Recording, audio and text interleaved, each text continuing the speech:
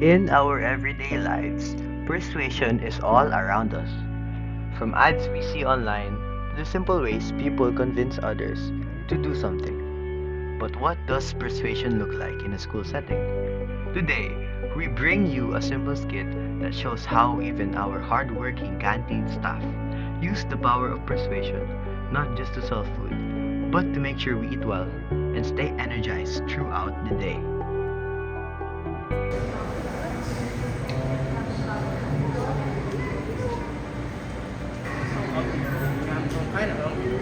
Ano to dito?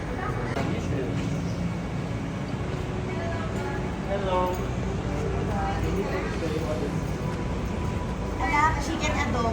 So, it's the food for Filipino, di ba? The chicken adobo. Actually, bestseller din namin yan dito. Plus, we have corned beef caldereta and then the mac and cheese.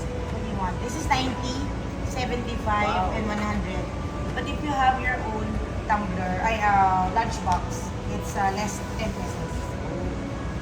Do you think it is worth our money? Yeah, of course. It is. How would you say we'll try and then if we don't like it, we get it for free? You get it for free? Oh my God, hindi naman siguro anak, 90 pesos. You would love it.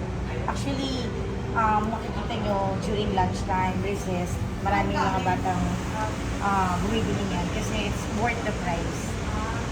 You say so then I'll have one chicken adobo. Alright.